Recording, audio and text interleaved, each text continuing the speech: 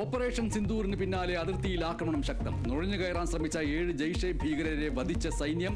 അതിർത്തിയിലും നിയന്ത്രണ രേഖയിലും പുലർച്ചെയും പ്രകോപനം തുടർന്ന് പാകിസ്ഥാൻ.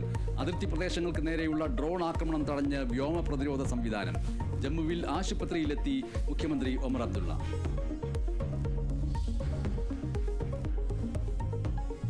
സംഘർഷ പശ്ചാത്തലത്തിൽ തലസ്ഥാനത്ത് നിർണായക യോഗങ്ങൾ. പ്രധാനമന്ത്രി ദേശീയ സുരക്ഷാ ഉപദേഷ്ടാവുമായി കൂടിക്കാഴ്ച നടത്തി.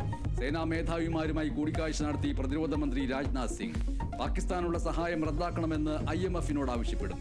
ഫിനാൻഷ്യൽ ടാസ്ക് ഫോഴ്സിന്റെ ഗ്രേ ലിസ്റ്റിൽ പാകിസ്ഥാനെ ഉൾപ്പെടുത്തണമെന്നും ഇന്ത്യ.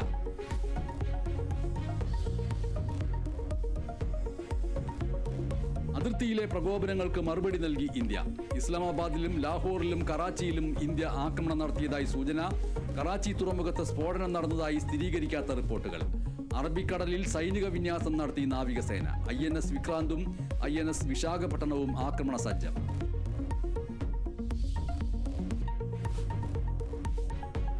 പാകിസ്ഥാനെ കൂടുതൽ പ്രതിരോധത്തിലാക്കിയ ആഭ്യന്തര കലാപം. രാജ്യത്തിനകത്ത് ആക്രമണം തുടർന്ന് Baloch liberation army.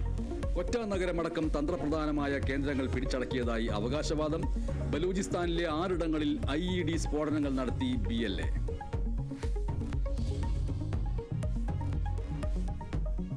Malappuram വളാഞ്ചേരിയിൽ Nipah സ്ഥിരീകരിച്ച 42-കാരിയുടെ ആരോഗ്യനില ഗുരുതരമായി തുടരുന്നു. രോഗലക്ഷണങ്ങളോടെ 5 പേർ മഞ്ചേരി മെഡിക്കൽ കോളേജ് ആശുപത്രിയിൽ ചികിത്സയിൽ. രോഗിയുടെ റൂട്ട് മാപ്പ് പുറത്തുവിട്ടു. സമ്പർക്ക പട്ടികയിലുള്ളത് 42 പേർ.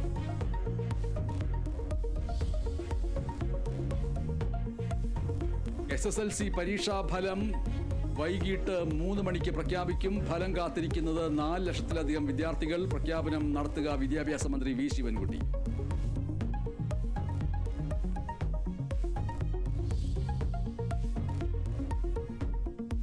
ഇന്ത്യൻ പ്രീമിയർ ലീഗ് ക്രിക്കറ്റ് ടൂർണമെന്റിലെ ഇനിയുള്ള മത്സരങ്ങൾ അനിശ്ചിതകാലത്തേക്ക് നിർത്തിവെച്ചു. തീരുമാനം ഇന്ത്യ-പാക് സംഘർഷ പശ്ചാത്തലത്തിൽ.